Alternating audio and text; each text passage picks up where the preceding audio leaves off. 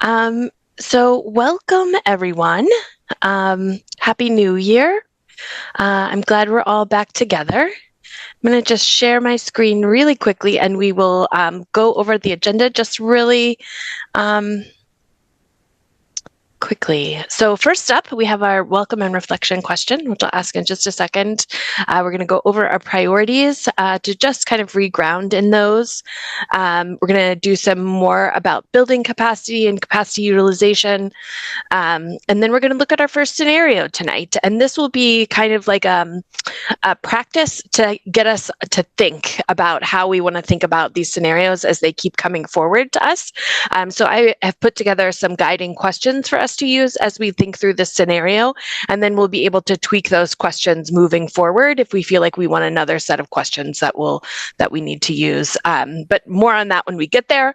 And then we're going to finalize a problem statement for McKay, which is what do we want McKay to produce for us based on a certain problem. So again, we'll get more into that, but it's basically like our final directive to McKay before we start looking at actual final scenarios. And then if we have time, we're going to go over an updated timeline of this work.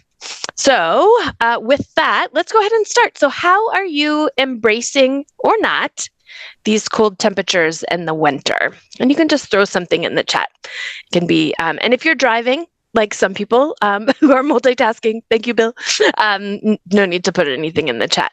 But just how are you embracing these cold temperatures or not? Sledding. Yes, we did a lot of sledding on Monday in my household too, using every little inch of snow to sled. Making first winter with heat pumps. Oh, that's exciting. Oh, where are you sledding? There are no hills. Superintendent Scallon, you got to stop knocking our hills. Payson Park is beautiful. Riverside Golf Course. If you really want a hill, there's one in Scarborough where you can just drop in. Fort Williams. Fort Williams. Yes, yeah. Thank you, Sarah. Yeah. Gotta get out, Dr. Scallon. Letting the faucet drip so the pipes don't freeze. Excellent tip to everyone listening at home too. Skiing, eating a lot of good food. Yeah, I try to find the light every day. That's what I do. I chase the sunshine, which is the thing that keeps me going this time of year. So good job staying through it with these cold temperatures. And now I'm just going to remind us of our priorities. So, and we do have a lot of content tonight, so I'm going to go ahead and just read these out to get us moving. But this is where we have landed on these priorities. This is our lens that we're going to use to really think through and land on recommendations for the board. So balance utilization at the current 5-year and 10-year forecasted trends. Take a district-wide perspective by considering and balancing socioeconomic, linguistic, and racial diversity within and across schools. Work to maintain neighborhood schools. And our definition of neighborhood schools at this moment is a school that serves the community within a defined boundary or travel distance, but also the community at large. A school that is easily and safely accessible by foot or bike to students. Thinking about transportation, so considering transportation impacts and work towards limiting the amount of time required on a bus or walking. And then minimizing impacts, so minimizing the number of students impacted by boundary adjustments, especially siblings or neighbors. And so with that, I'm going to stop sharing my screen so that Superintendent Scallon can do some more sharing around capacity utilization. Good evening, everybody. We want to make sure that McKay has updated capacities that reflect our beliefs about what should exist in every school, as well as our programming. And so last month in December, we looked over an initial draft, and then I worked with Harriman to update that draft based on that conversation. And so I want to just briefly go over it and the changes that were made, and then get general direction from this committee if this feels right. so that McKay has updated capacities moving forward. So give me 1 second. So you all have this in your inbox. I'm going to do it here as well. And so I just first want to call out that in this, you will see a number of different calculations and potential uses of square footage that we talked through, and we probably don't need to repeat all of, in terms of using the DOE square footage overall for a facility, using the DOE recommended square footage for a classroom, using the district's class size guidance, and a couple of in-between pieces. And so we went through and just standardized and simplified the chart to a couple of those for this purpose. The second thing that we did was we named more specifically what was getting called out or excluded, excuse me, what was getting excluded in capacity. And so what you can see right here is that for all of our schools, we excluded a music space, a gym space, an art, elective space, so that all elementary schools could get to 5 electives. We also called out resource rooms and excluded them from capacity, as those are spaces that are used for pullout and targeted support for students, but don't result in a full class size for students. At the middle school level, similarly, we had some assumptions that included holding space for all of those. We also addressed world language in that, knowing that we want to make sure that our students have access to world language. And so we held 2 rooms for world language at each of the schools and did not count that towards capacity as well. Second piece I just want to highlight is where you get to here. This is the chart on page 9 that details what are the range of capacities from a calculated total, which is what you can see down here, is it's based on the square footage using DOE classroom size guidance. And then here, which is the district capacity based on what we use as class size. Upward flex, which I'm going to show you again in a second, just to reorient you to.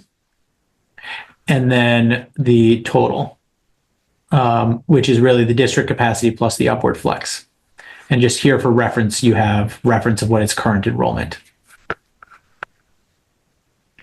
The piece, if I were just walk you through an example here, I'm going to pull up a row.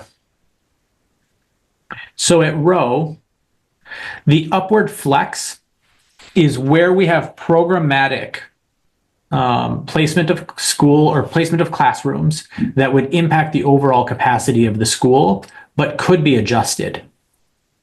And so at row, we have 2 breathe classrooms that are used, that are full-size classrooms, do not hold a full 20 to 25 students. And they could, in theory, go to either a smaller classroom or they could shift schools. And so we're naming this here not as upward flex that we would want to use, but acknowledging that there's additional capacity in the building. You'll see here in row that it calls out that the capacity ranges from 543 to 596. 543 is if you use the DOE capacity based on the room size. 596 is if you use the district cap for how many students we would potentially put into a classroom. And so you can see that range. And so if we went back to this table, 543, 596, and then an additional 44 to 640 is where you get 543, 596, and then the 640 as the total. You have that for each of the schools. There are schools that don't have upward flex, and they don't have upward flex because in the review of their programmatic space, they don't have a room that is big enough that is currently being used for what I would think of as a central district program, such as a Breathe classroom or a FLS classroom or that type of thing. And so you see it vary. The other piece where there's pretty significant, or not significant, but more significant change than others is in middle schools. So if you were to compare this draft to last draft, you would have seen more classrooms from the middle schools in this bottom part, not in the box. And so what was happening is Harriman had originally held just to the idea that every grade had 4 teams or 4 teachers. Every grade had 2 teams, and so there were 8 teachers on each team. And so that resulted in their estimate of capacity of 550 for all the schools versus recognizing what was the footprint in the building. And so we made some adjustment. So programmatically, it's not ideal to have some of these exact calculations, but we wanted to be able to share with you exactly what the capacity was. And so for King, we come to a capacity of 625 with a little bit of flex based on programming. For Lincoln, a capacity of 600 with, again, a little bit of flex. And at Moore, it's even a little more complex. Moore is a bigger building, so their capacity is 750. And there, we have 4 classrooms that are used for specialized programs. And so we're sort of like pulling those out. We just made note of the fact that the classrooms that are currently used for a couple of the spaces were originally designed for other purposes. They were originally designed for music.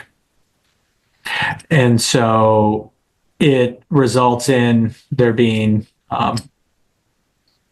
some pieces on that. We just made note of that for future reference.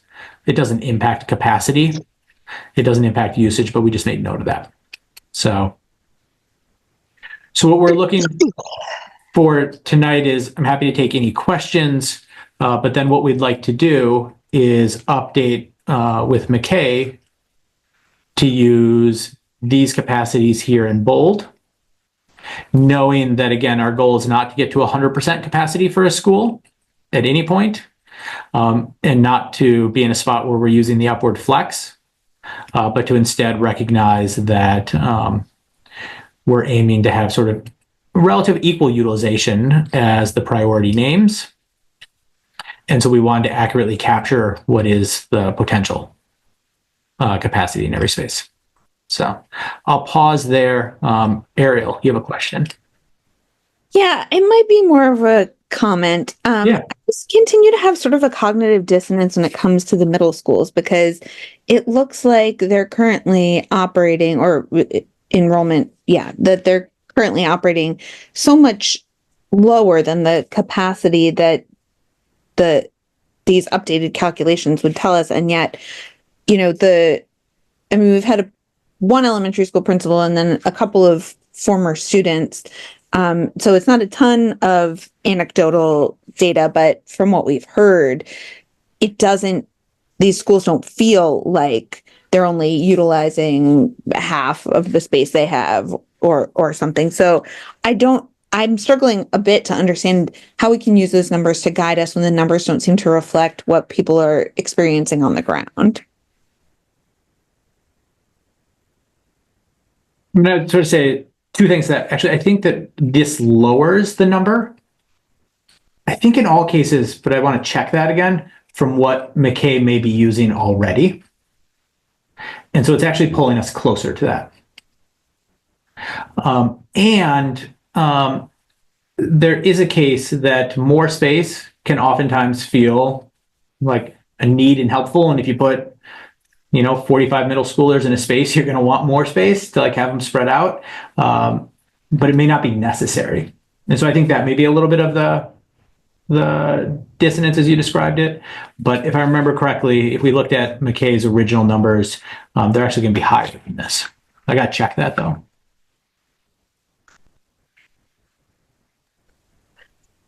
Ariel, did that feel like it addressed ish? Yeah.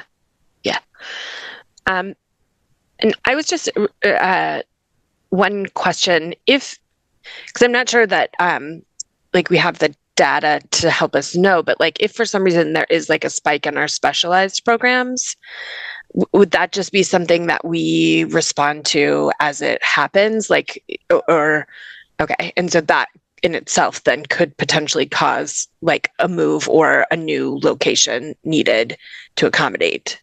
Okay. Yep. I mean, Charlene, I think that goes to what McKay's talked about in other cases, where there's always a balance between what are the boundaries and what's policy, right? And where a specialized program is placed is a policy piece. And so I do feel comfortable that, for example, we did leave spaces that we could have counted towards overall capacity, that if you looked at the overall square footage of a building, something like the DOE would count, and our old capacities would have counted. We held back and didn't count music space, art space, foreign language, that rooms that are smaller than 700 feet. We didn't count that. And so I think that that's where we've already naturally held back some capacity and some flexibility. Thanks. That's super helpful. Do other folks have questions?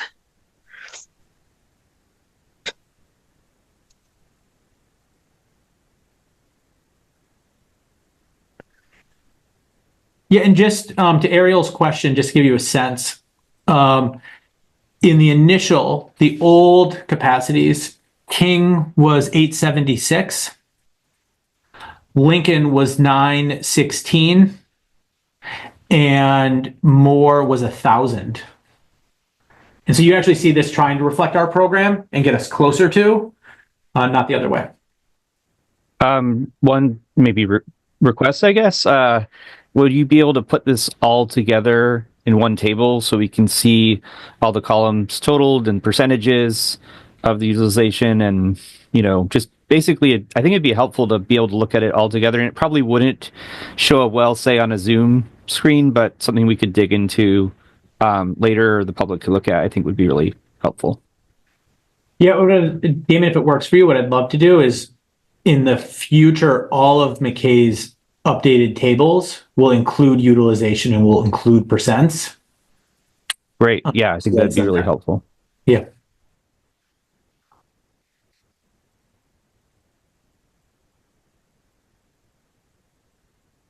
Capturing that in a note really quickly. So Superintendent Scallon and McKay, is there anything that you need from this committee at this point about the capacity, or should we move to the first scenario? Yeah, McKay, go ahead. Yeah, I do have a question, and it's kind of going to that total capacity versus functional capacity. Because it is an important distinction. Usually, and again, I'm not a capacity expert at all, but what I see in other districts is this general, like 85% of the total capacity in elementary school. It's usually sometimes 90 in middle school, or maybe that's opposite. But trying to think of when we're looking at boundaries, if you all would like me to err on the side of functional capacity, and if so, would that be at like 85%? So when we're looking at comparing these things with boundaries, we could have like 110% of capacity if we're using functional capacity when it's still not completely full. It means that it's getting there and there might need to be something done. But so I just wanted to throw out that if you want me to use the total capacity, or if you'd like in these comparisons to use an 85%, more like a functional capacity or a target capacity. Does anybody have thoughts on that?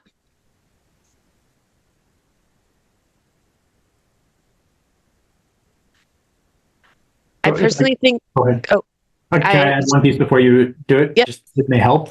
I would recommend that as McKay's doing it, they use the district capacity, eliminating out the upward flex. And I think there it's already factoring in a lot of the functional piece because we've held back capacity for programmatic reasons.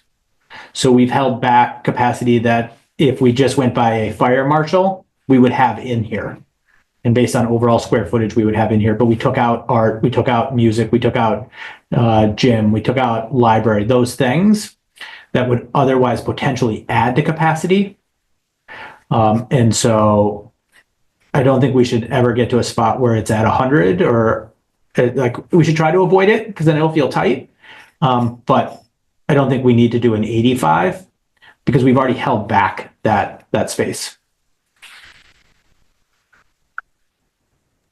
And one more comment. I'm quickly comparing the numbers and just like Ryan said, the middle schools, the capacities that we were working with prior are all 170 to almost 300 greater than these numbers. The elementary schools are actually what we had been working with are actually less for most schools except for LISA. Most of them, it will appear when we look at these things right now because they don't have the updated capacities in the programming that there's more space than we have in what's reflected that we'll share today. Yep, I think that's right. So I'm just going to say back what I heard just to make sure that I'm clear in my brain that if we're looking on page 9, it's that third column district capacity that is essentially kind of like the functional capacity that we're going to use to create our scenarios. That'd be my recommendation. Okay, because that's different than the DOE. That is really taking into consideration the needs of each individual school and the tier of school. So is there anybody on this committee that does not feel comfortable with using that as our guideline for capacity? Okay, great. Thank you for thumbs up. Or if you do have, if you would like to pursue a different way, please raise your hand and we can talk more. Yeah, Ariel, go ahead. I am not uncomfortable with it. I think it's fine. I just want to kind of make a note of what Ryan had said earlier, that there are 4 elementary schools that don't have any upward flex. So when we're using the district capacity, we aren't building in as much wiggle room in those schools. Excellent. I'll capture that in notes. And I think it's also in this recording that we said not taking into consideration the upward flex when using that district capacity number. Beautiful. Whew. All right. So now I think that means, McKay, we're ready for a scenario, for you to walk us through a scenario. Is that right?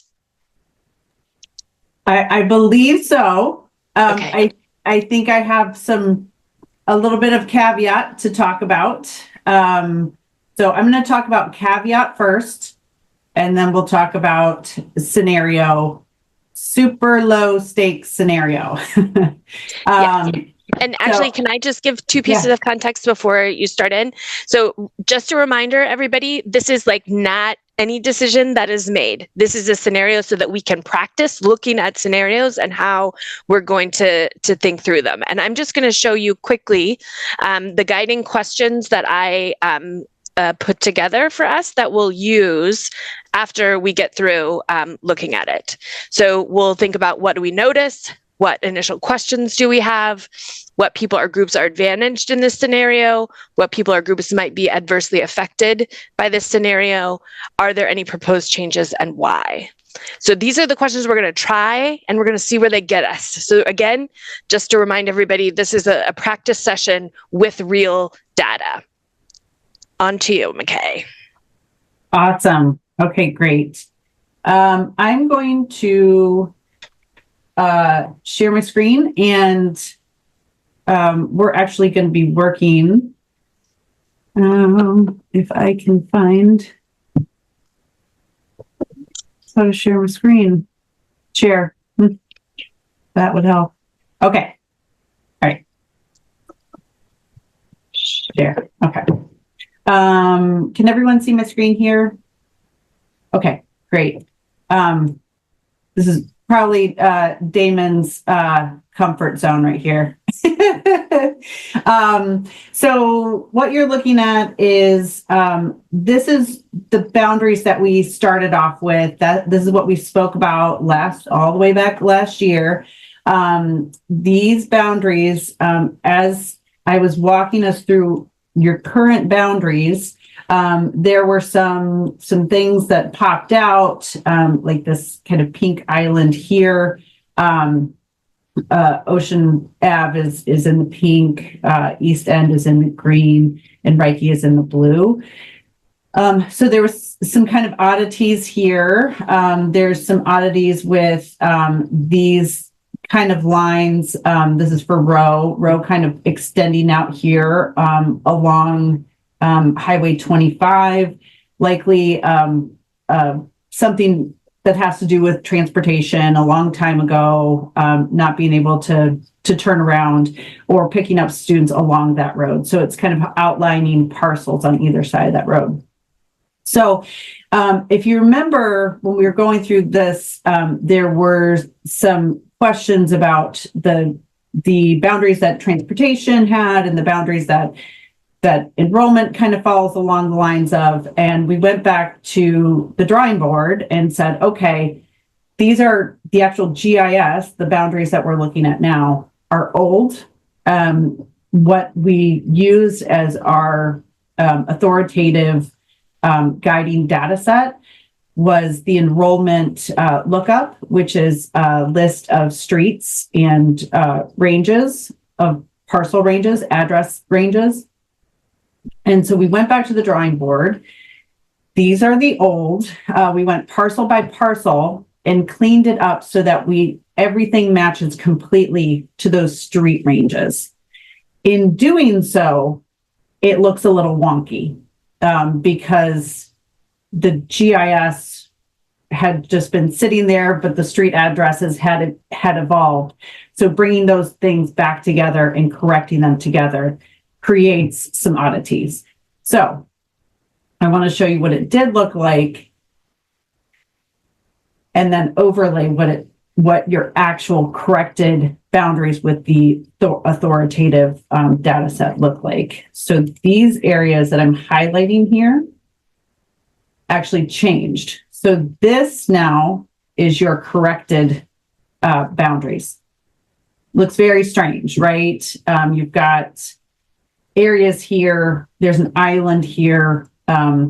This island used to be, let's see, it used to be Ocean Ave, and now it's Reike because of one parcel had an address in that range on that street that said it was associated with Reike. So this is basically just the geographic representative of a lookup table of street ranges and parcels. Does that make sense to everyone? So you can see, I'm going to take off the differences now. These are your corrected. I'm going to actually take this off. The color block is your corrected boundaries. This was fairly, it was important to do this detailed work because as you can see, there's small little parcels along here. It's created these weird islands just because nobody drives, nobody lives in University Park. So there was no reason to update that on the authoritative data set. So it looks a bit wonky in all of these areas. However, what we found the most impact from the uncorrected to the corrected was primarily in this area here, where we had students that lived in this area north of Portland Street. These students were actually assigned to East End. These students were in green before. And so now they are actually correctly assigned to Ocean Ave in the corrected boundaries. That was the only difference that created a change on where a student lived. It looked like these students were transfer students when they were not. They were actually attending the school that they were assigned to.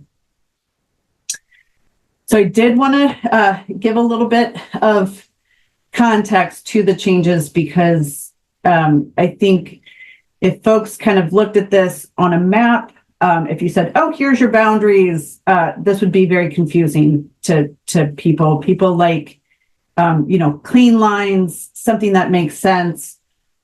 Why is this so jagged? Why is there an island here? Why wouldn't this all be pink or green or blue, right? And those are the bigger questions that are going to be passed back to you all. What we did in scenario 1 was say, okay, where can I make it so that there's no islands, so that things are cleaner, transportation, it makes more sense for them. It makes more sense for communities walking to school that, yes, that makes sense that that road is the splitting point, or it makes sense that that road is walkable and easy to cross. So that should be connected. So the bigger issues with your corrected boundaries are just in these kind of wonky islands all over the place here, land islands. And then up here as well, this is between Lyseth and Talbot. And again, Ocean Ave down here. So you have some wonkiness here with some islands. And then you have another one here between Longfellow in the orange and Lyseth in the darker red. So looking at this scenario 1, we corrected those without affecting any students. So we looked at, I'm going to show you scenario 1, which is essentially, which is essentially looking at areas. Let me turn this off so it looks smoother.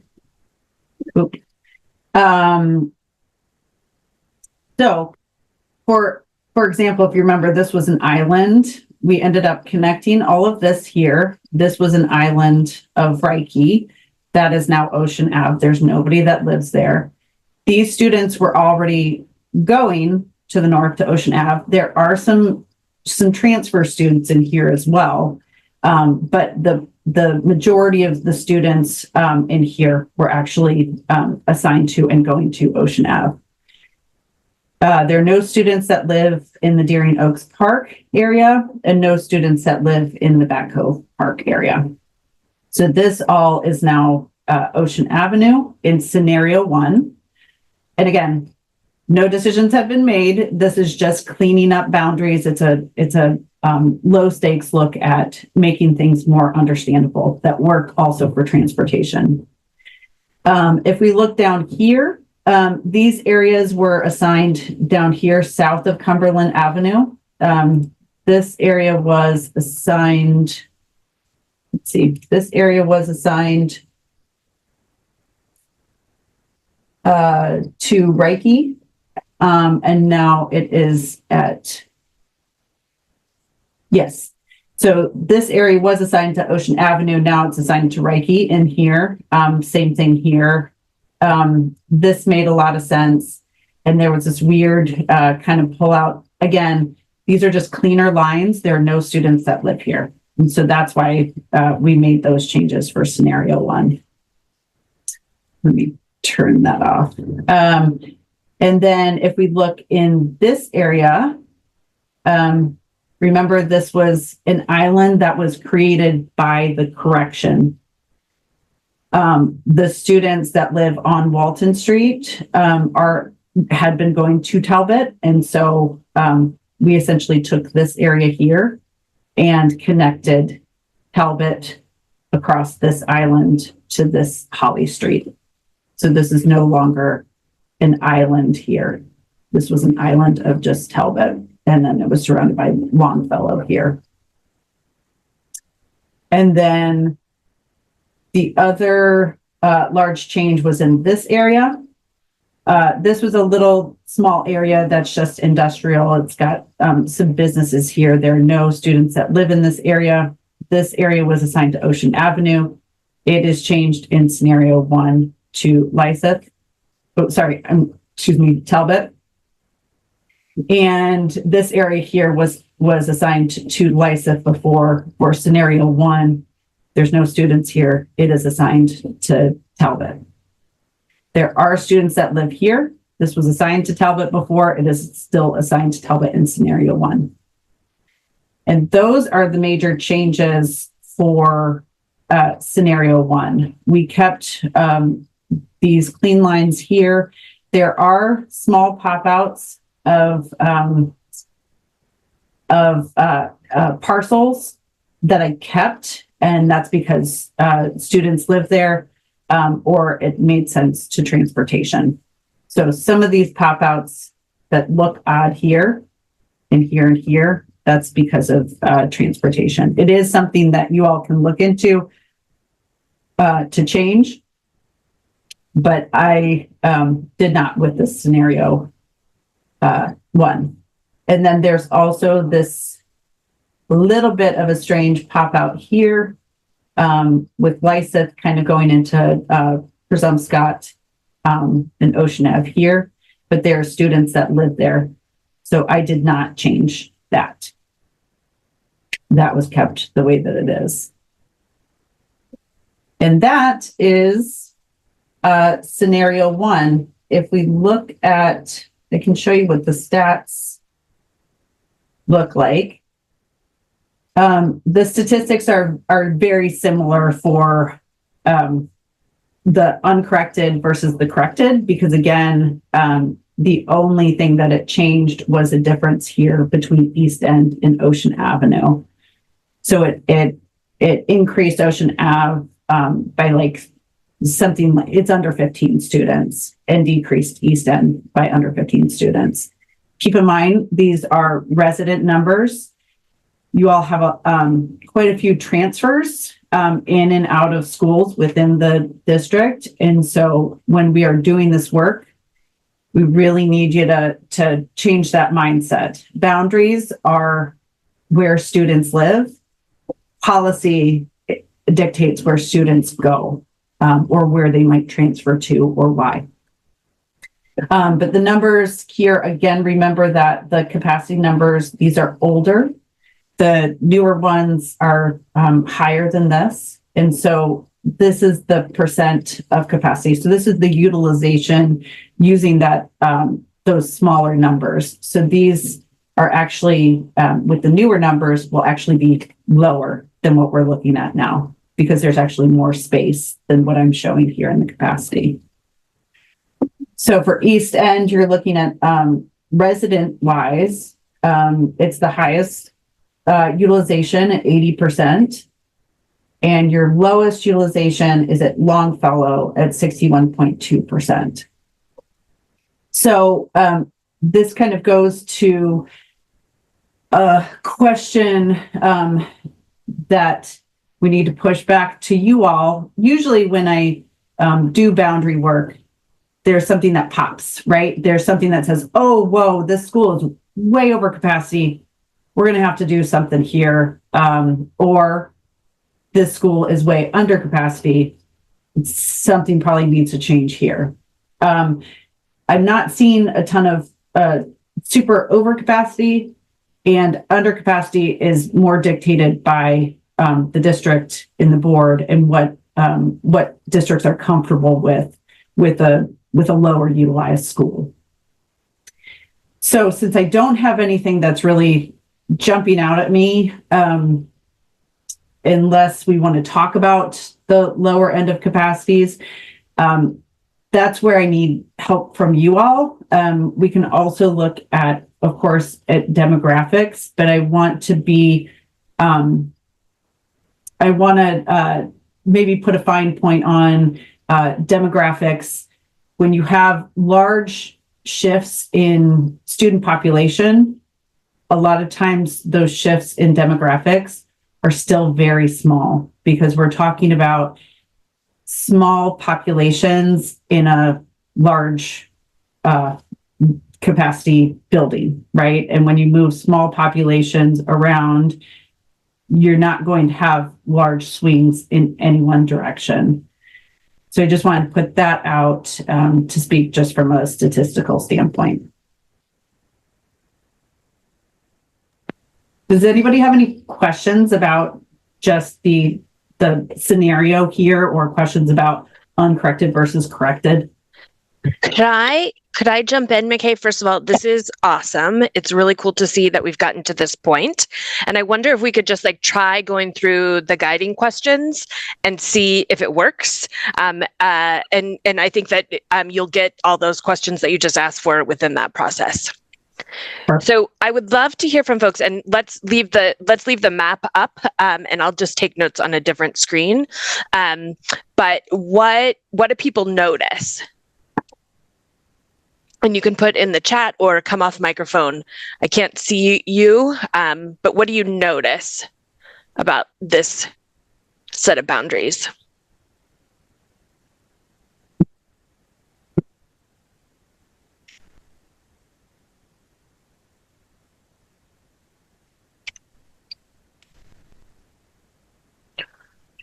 For example, I noticed that the lines are cleaner and it looks easier to, I would be able to understand it in an easier way. Not much has changed, Annie says in the chat. Yeah, I mean, and that's maybe things have changed and we just haven't seen those numbers yet. But it sounds like, a lot of schools, it's only 15 kids per moving. And so, as McKay was saying, statistically, that's not going to be a huge redistribution of demographics. But it does seem like I agree with you in the sense that the boundaries are cleaner, and thus, when somebody is in a neighborhood, they can look across the street and know that their kid is going to go to school with their neighbor's kid. Awesome. Thank you. Definitely looks more logical. Kate says, Ariel agrees that it's hard to assess this scenario, given it's very similar. Yep. Any other just things that you notice about this? Yeah, Kate, go ahead.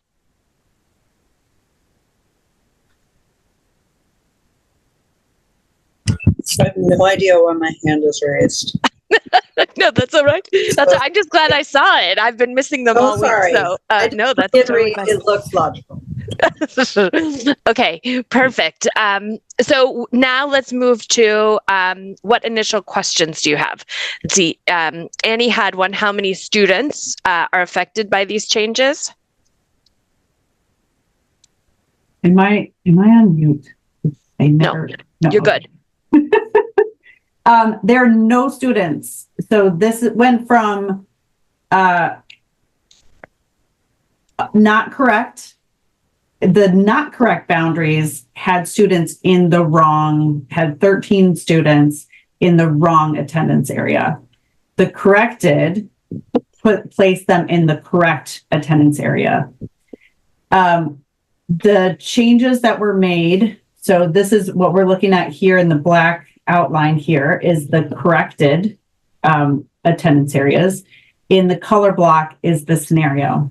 So I did not change any students in the scenario. This is all just to bring contiguous pieces together.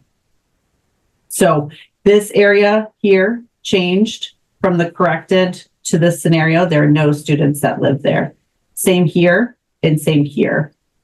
Up here, there was a couple students that lived on Walton that before uncorrected were assigned to Longfellow.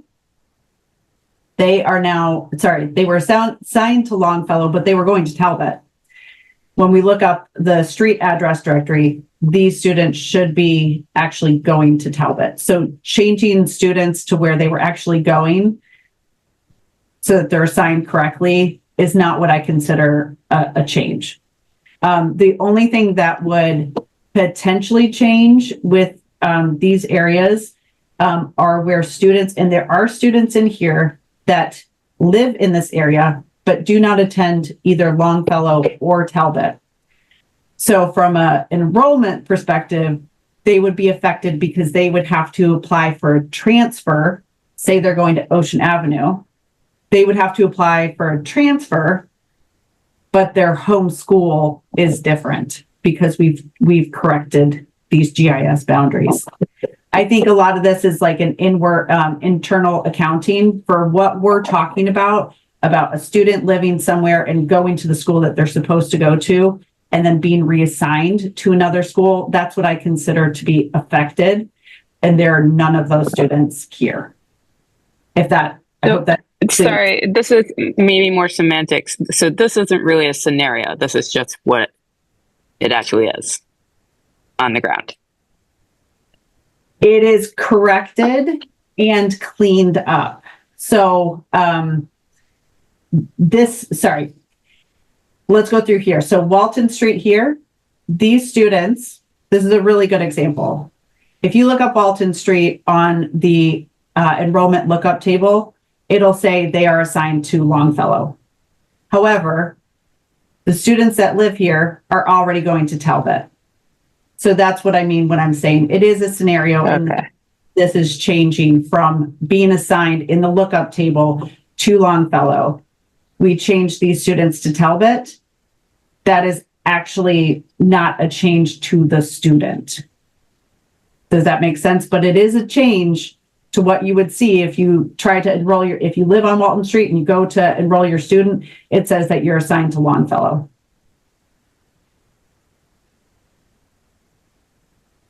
McKay.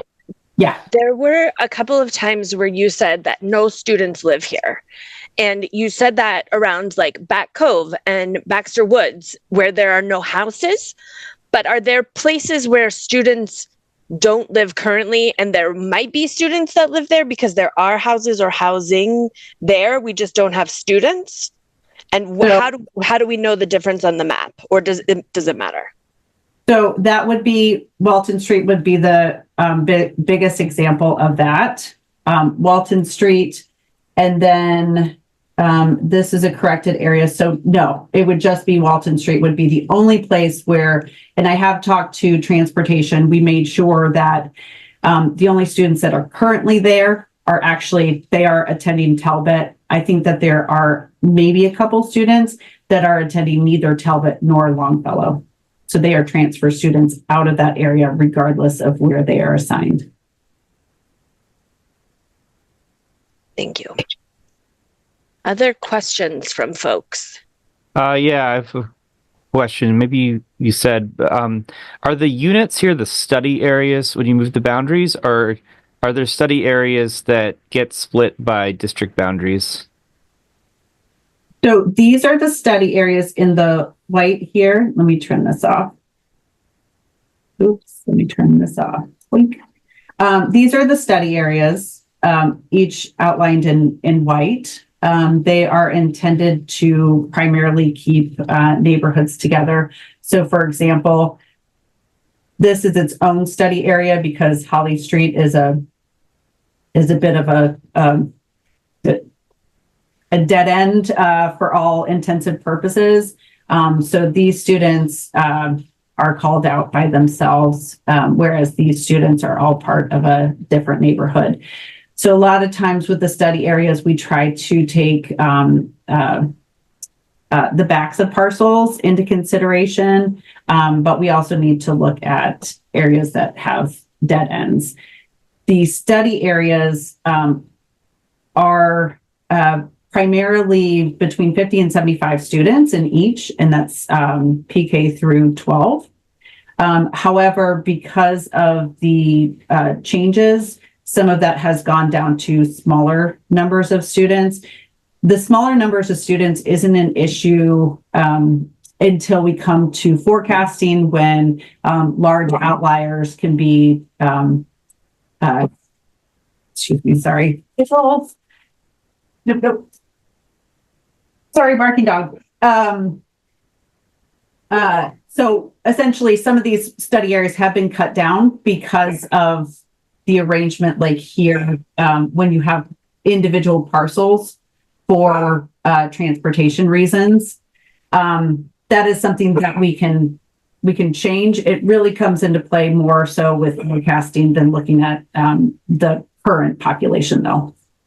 Thanks. I guess generally speaking, they're 50, 75. Just to clarify, so yeah, I wasn't sure if we were not going to consider cutting the study areas, as far as our unit of analysis here. But are you saying we can do that or make some adjustments to the geography of the study areas as part of refining the boundaries? If there are areas that you would like, that you think should have cuts, we can definitely consider that. Absolutely. I would rather have a good boundary than a bad boundary because we're only moving, Lego blocks that we can't cut in two. So we run into that a lot in redistricting for political reasons because we have census blocks and you can't break a census block. So this is not the same thing. We know how many students are living in each of these. And so that is flexible on modifying study areas. The only thing that I would say with that is if a study area is modified, we have to start, we would have to repeat the scenario from scratch because the inputs are different, which is not a huge deal, but it does create a little bit more work. Great, thank you. And so I guess, are you saying we should only consider that at the beginning then? Or is it more, we can tweak it at the end kind of as we're considering different real scenarios? I think that is going to come down the line when I have a set of priorities that you all are like, I really want to see this area change and this area change. That's where if something looks wonky, like this is maybe a bad example, but Baxter Woods, this is a very large study area, right? There's students that live up here, there's students that live down here, there's students that live here and here. So there's different populations within this block. If this whole block were to move to Talbot or Ocean Ave, that might not make sense for transportation. And so I think that those things will come out very quickly, especially to the eye, where you're like, nope, this needs to be split in half because these students, transportation-wise, should not be in the same block as these students. Does that make sense? Yes, it does. So we'll fine tune with that. I think it makes sense. Yeah. I think we need to deal with like the macro questions at hand to really figure out because, we're trying to really figure out what areas we want to focus on and what the priorities are so that we can actually get to, this is again, very low stakes scenario. It's more just clean what we're looking at, clean boundaries as a step. Now comes the hard work of should students move and why. Thanks, McKay. Damon, does that get you what you needed? Yes, that's very helpful. I think, this might be the minimum scenario we consider, I guess. Yes. At least clean it up a little bit. So yeah, and then maybe we fine tune as we go along. Beautiful. Ariel, I see your hand. Yeah, I don't totally know how to get the information that McKay asked for from us out of the questions that you offered us in this particular scenario, specifically because there aren't really any substantive changes. I believe I heard and understood everything you said, McKay, about the things that did change, but on the ground, it doesn't change very much. And so I guess I'm a little surprised to hear you say, McKay, that there isn't anything that jumps out at you here. I'm paraphrasing, so pardon me if I'm not getting it quite right, but like that the capacity, the spread of capacity among the schools doesn't give us anything glaring to immediately look at.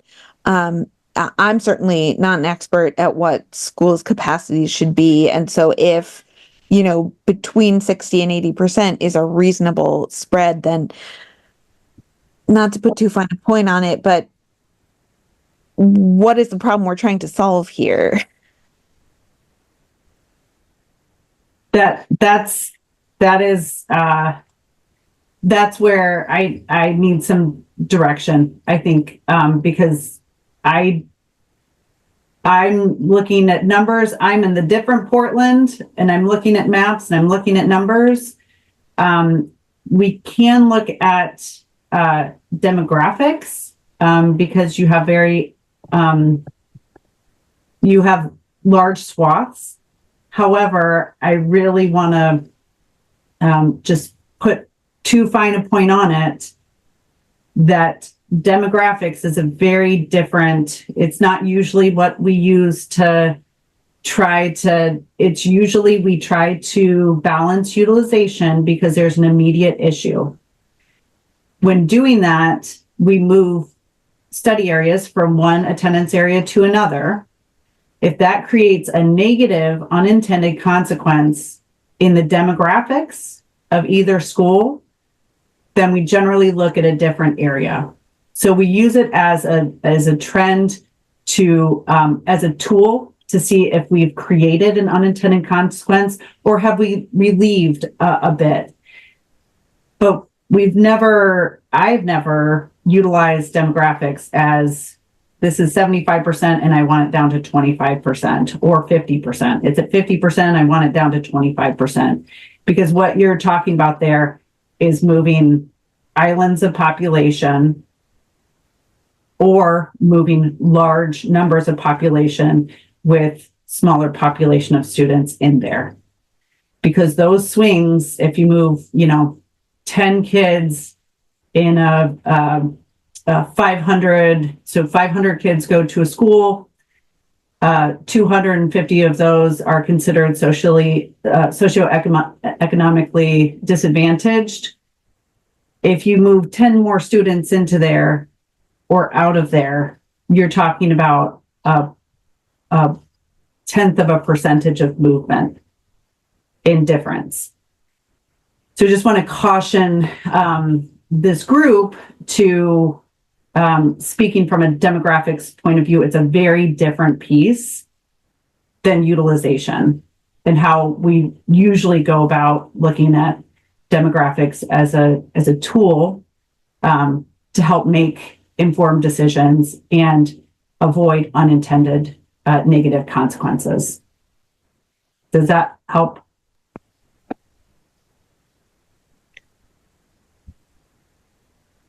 I want to ask about the survey that, a few months ago that we all participated in and whether that gave any inclinations into what type of metrics we want to prioritize.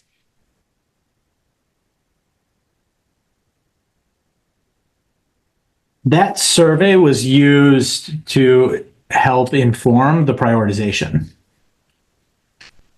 And so that's where it came to identifying and developing the priorities that you guys have settled on. Right. So I guess the priorities manifested in this way is like to just make clean boundaries. So I think there's two different things. I think that the cleaning of boundaries was just to get an initial start on this work and to adjust this. Nobody is actually proposing that this is a map that should be the final map. There's a historical inaccuracy, so we wanted to clean up that. And then two is we wanted to give and talk through a scenario where you guys can start to see what it'll look like and how hard it is at some level. The charge that the board had for this committee, I just pulled it back up, with sort of the caveat or the caution that McKay offered right? That moving demographics is really hard. And we started this work with, in some cases, a 50-point difference between schools for socioeconomic, if I remember correctly. The charge that the board had for this committee was around three things. Was trying to not balance, but move in the direction of addressing the significant imbalance of population, demographics at the elementary and middle school level, but specifically at the elementary level. The second was around capacity and right sizing of the middle schools. And so the charge specifically speaks about at the elementary level, thinking about the demographics and utilization. What does it mean if one school's at 80% and another school's at 60? And especially when some of our resources are based that every school gets certain things. And then at the middle school, looking at what makes sense for right sizing. That was the charge. And I think what McKay just offered is what may have felt like an easy thing to do at the beginning in terms of balancing demographics is actually really hard. And so, right. And I totally get that. I guess I'm just, it's hard for me to understand that without seeing an example. So it would be like very helpful to see an example of like, let's say it's a blue sky and let's balance some demographic, whether it's poverty, race, or ethnicity, and make it more balanced. What would the map look like? How much would that screw things up? So we could do that. I think it would be sort of a direction where I'd spend a lot of time on probably a scenario that can't happen. I think what McKay's looking for to help her move us from here to the next stage is hearing from you, what is the area that we start with, right? What's the problem statement that we want her to look at? Because demographics, even demographics, has multiple factors to it.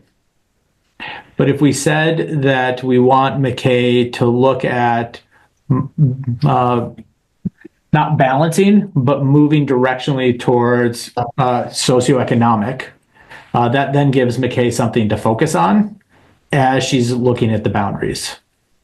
Without that direction, she has 5 competing priorities that it's hard to figure out how does she make the next scenario. And sorry, could we look at the competing priorities again then based on the surveys, because I don't recollect them. Yes. So if we, McKay, would you mind taking your screen down so I can share? Thank you. Okay, so I'm going to come back up here. So these are the priorities that we got to through both of that survey and then a couple rounds of conversation. So we've got utilization, demographics, this idea of neighborhood schools, transportation, and minimizing impact. Right? So what I'm hearing from Ryan and McKay is that we need to come up with a focus to start with, that McKay will then give us another scenario that will then build from. Like you're going to do another scenario, and then we're going to be able to look at see what happens across all of these priorities, right? Or these data points, like the functional capacity, the demographics, all of those pieces, and then we'll be able to adjust or ask for something else on top of that, if it's possible. Yes, but I need to know where to look, because the easiest focus that I have is something is over and something is under, right? Demographics get very difficult, even trending towards balancing. So I think if you want me to focus on the next one on trending towards balancing some demographics, I need to know, what exactly to focus on. If there are schools that you're in particularly interested in, looking at between. that sort of thing. Transportation impacts and not crossing roads is input that I need from you all because I don't live there. So I don't know exactly,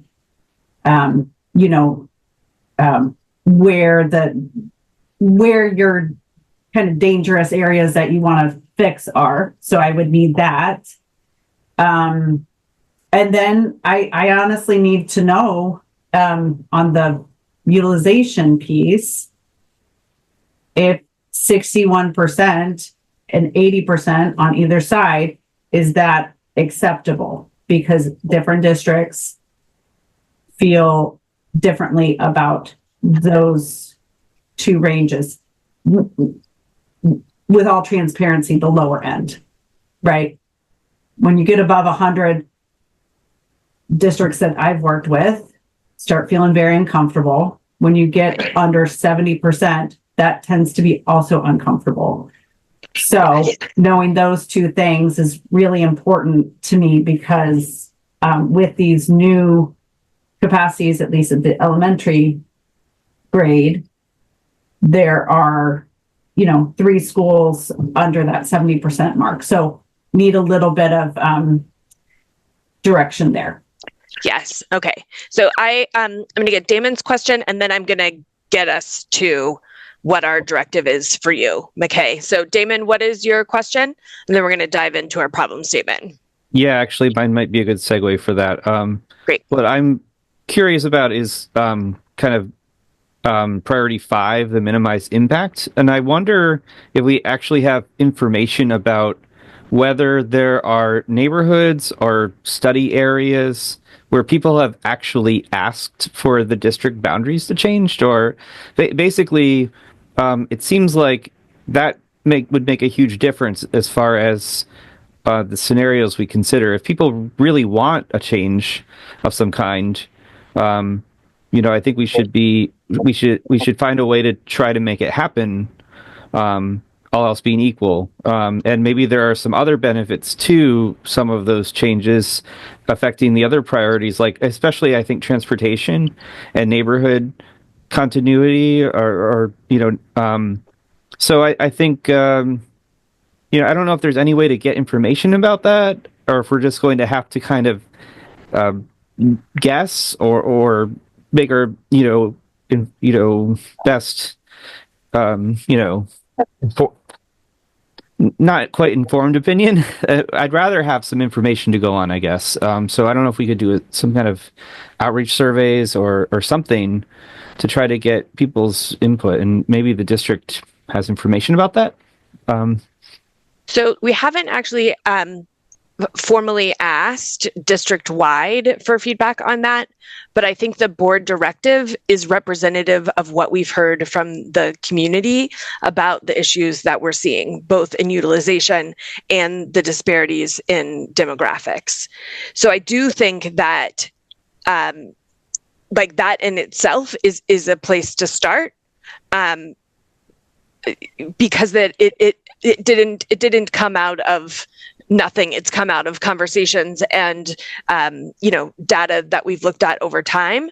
So I do think that we can take that and drive with that, and then when we get to community engagement in May, that we can fold that in. At least that's my hope. I know we only have about 20 minutes left, so McKay, do you want to jump in really quickly? Yeah, I just wanted to say that to Damon's point, there are areas that we can look at that are literally on the boundaries of these elementary schools where you have a lot of transfers going to that other school because it's near. So we can look at transfers and distance to that school. Awesome. Those could be very easy areas that would minimize the impact because most of those students are already transferring into that school because it might be easier to cross that street, because that school might be closer. Awesome. So that's really helpful. I would really like to try to lean into that data then, if we can. Awesome. Similarly, I just wanted to ask whether there are larger affordable housing areas that are on these borders too that could be leveraged. So Okay. Yep. McKay probably doesn't know, but Avesta is a huge provider of affordable housing in the area. And we would know that from transportation too, where we pick up just like big groups of kids. So that's something that we could write down here as a factor. But I want to get us back to this, the problem statement. So this is a draft of a problem statement, and I would like to work with all of us to get it to someplace final. So we would be asking for a set of boundaries that lowers the socioeconomic disparities and balances the utilization at the elementary schools.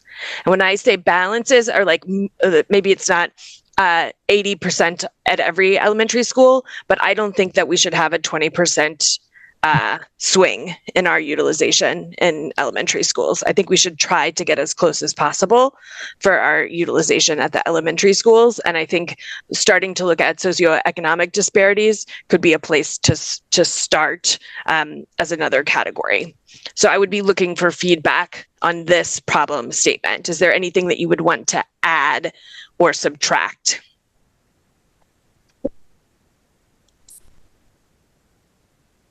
I like it, Sarah. Oh, thank you. Rob, go ahead. I guess I'd like to see something added related to walkability and not crossing major barriers like Merle's Corner. Yeah, I'd like to second what Rob said. I don't know if the best way to phrase it might be something like, are there any study areas that are within 1 mile of a school or that go to a different school? Are there any study areas that go to a different school than the one they are closest to and are within 1 mile? I guess is kind of the way I had been thinking about it. Those areas might be sort of low-hanging fruit as far as having a lot of people who might really prefer going to the school that they could walk to, maybe. All else being equal. Okay. So, Priscilla, go ahead.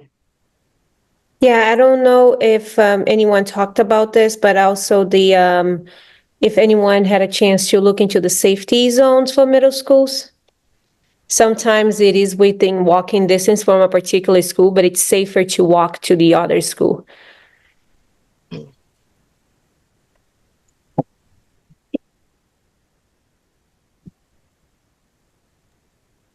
We talked about that a little bit when Ben and I met with McKay.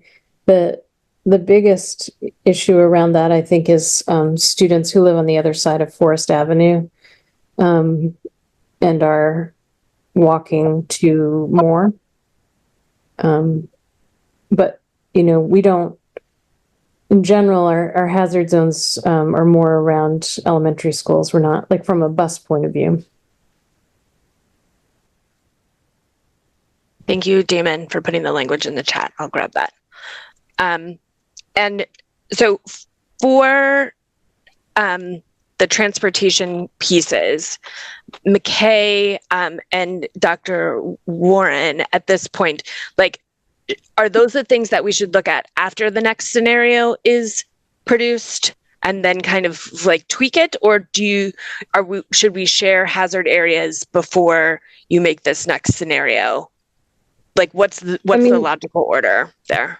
And I'm not sure if McKay, McKay, sorry if I talk out of turn, and because you've been doing this a long time and I've never done it, but I from where I sit, just on the transportation side of things, I don't feel like that should be up front as the first priority, because we can move students. Our buses drive all over the place all the time, and we can adapt depending on where students are. So I wouldn't personally think that should be, out front as a high priority. It's something we can figure out once people make decisions about boundaries based on, other considerations that are important to folks. That's just my take. Yeah, I would say transportation tends to be very highly influenced internally by the executive team, the experts that know how to get around the city. It is not me making decisions about, I think that they can take a U-turn here. I think that they can take a left here. So that is something that usually comes into play a lot towards the end on refinement and wait, we can't do that. Okay, well, is there a different area? So that needs to be guided a lot more from that executive level of administration. So then I think is that kind of answers my question, but I do think this piece that Damon mentioned about the study areas, like flip-flopping, like I think that we don't want that to happen if we can avoid it, right? Like we want students to go to the school that they're closest to. So I think that that needs to be taken into consideration with these other pieces. Does that feel like too much in a problem statement, McKay, or is that okay? Let me read it again and make sure that I'm understanding. Study areas that are assigned to a different school. So are these students that are assigned to a different school than the one that they're closest to? Is this students? Because study areas are assigned. They have been assigned. They are the color block that you're looking at. So are you talking about the students, where the students live and the transfers and where they're transferring out to? No. Well, what I'm trying to look at here would be, are there students going to a different school than the one they're closest to, and can they walk to the closest school? So if they're getting bused already, it's less significant to as far as a benefit to go to the closer school. If they're going to need to get bused either way, there's not that benefit in terms of walkability. But if there is a way to allow students to walk who currently cannot or do not do so, I think that's something that's valuable. Right, but then how do we balance that against our effort to improve socioeconomic diversity? Because inherently we know that cost of living drives where people live, and thus there are clusters of people with different ranges of income. So yes, and I think part of what Damon is saying, and I'm not even sure if this is actually happening, but there are students that are assigned to a certain school and are bused there, but could walk to a closer school if they were in a different boundary. So I think that's the piece that we're trying to identify, is if there's any students that fall into that bucket, and could they be assigned to whatever the closest school is, so that walking could be then an option. Yeah, and I guess what I'm saying is that might have the unintended consequence of exacerbating inequality. Yes, and I think that we just don't know that, though, right? Like it's very possible, and I think you're probably right, but I think we would want to see that, right? Yeah. Okay, let's go Ariel and then Rob, and we've got about 10 minutes left just to keep an eye on that. I think this discussion about the walkability, the specifics that we're getting into, is sort of like nibbling around the edges. I sort of assume that it's not a huge number of students that we're talking about. And I guess it seems to me like we're better off starting broad and then getting narrow. So if we were to see a scenario that would be guided by this problem statement you have here, Sarah, which I think is a good starting point, then we could look at some of these more granular things about how it impacts walkability in specific students, and ones that used to be assigned to this school and are now going to be assigned to this school and all of that. But like, it would help my brain a lot if we could get a big picture. I think that I've struggled with the discussion tonight because I said this already, but we're discussing a scenario without any changes. Like what does another scenario look like? And then we can kind of get into the nitty gritty of how does that impact people's lives. Thanks, Ariel. Rob, go ahead. I just like to, I guess, reiterate that we don't really necessarily know how it's going to affect demographics. I just think of my street, which would logically be assigned to Longfellow to walk to, where it's mostly rental households. Just stuff like that. I think we really need to see it sort of play out before we know for sure how it's going to affect things. Awesome. And the just one other question that I had as we move forward to scenarios, like, I'm not sure if there's a way to like, I don't know, PDF or something to give us access to the boundaries before we get in here. And you do a phenomenal job, McKay, of like guiding us through them. But I do wonder if there's a way that committee members could get closer to the scenarios and be able to kind of like go in also. I don't know if that's possible. So there is an issue with sharing too much information because of FERPA regulation, right? There's student privacy. Can't share student points. We can't share image of where students live. We can't give you information that's considered private data. And so what we can do is get you an application that has the study areas on there. I struggle with putting the number of students on there, elementary and middle, just because some of these study areas are so small. So I might think about that, because I can't share a study area that has one student in it, because it gets close to that fine line. Yep. So I can, at the very least, give you an application with this scenario 1 with your corrected boundaries, scenario 1, just clean boundaries. And I'll think about density maps. I have something with students aggregated. However, some of that aggregation, we're talking about really small populations. So it does go down to one point. It's a little bit fuzzy where the actual point is. So I think it's okay. So let me think on that a little bit more. Yeah. And even just like a zoomed in PDF or something like that, just so it's not just within the boundary of this meeting that we can look at things. Absolutely. Does anybody else, especially those that haven't asked questions or contributed tonight, I just want to make sure if anybody else has a thought or a question that it has some space.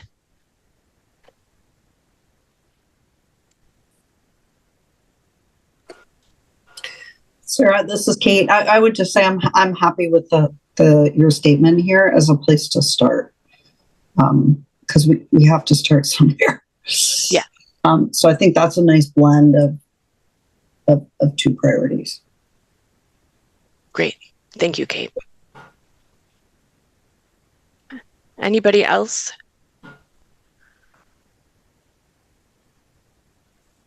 Okay. I appreciate everybody's stick-to-itness. And this almost feels like we're learning a foreign language for those of us that don't work in GIS every day. So I just feel that part of my brain working.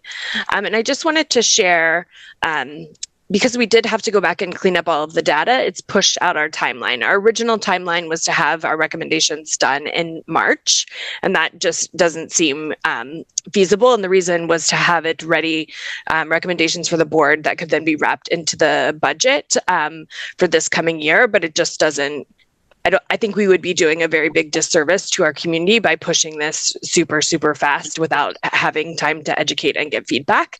So I'm proposing this new updated timeline, which so we'd meet in February, March, and April, doing kind of more scenario evaluation, and then starting to plan for some deep community engagement that would take place in May, so that by the time we get through our April meeting, we would have things to bring to the community to seek feedback. Over the summer, we would meet maybe once or twice in a longer format to incorporate any community feedback into those boundaries. In the fall, when everybody goes back to school, using back to school events and different events to educate community on this, and then make final recommendations to the board for the integration into the budget for next year. I also recognize that this is much longer than the original commitment that we asked you for. So I would just ask everyone to kind of like reassess if this feels like something you're able to continue on in. It would be wonderful if you could, but I also just understand that this is a substantial amount of work. So if you're not able to continue on it in any capacity, just reach out to me and let me know. But any questions about this updated timeline right now?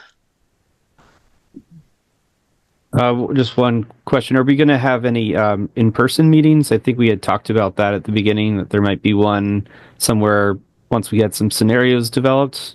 And yes. I think that the community feedback, I think could be good to have some in-person public meetings too. Yes, totally. So I think all of these May meetings would certainly be in person with community. I think it's just so much better. And then going also to where community is, having a virtual option for at least one of them. And then I think it might be great to meet over the summer in person for sure. And I think we could think about, is one of these meetings needing to be in person? But I think we'll probably know after the next meeting or after the March meeting what feels right. Thank you for elevating that. Okay. Then I think we've gotten through everything that we needed to get through tonight. McKay or Superintendent Scallon, is there anything else that you wanted to add? No. Okay. No, I don't think so. All right. Well, thank you all. And we will see you at the next meeting in February. The date is escaping my brain, but I know it's all on your calendars, and we'll be in touch before then. All right. Thank you all.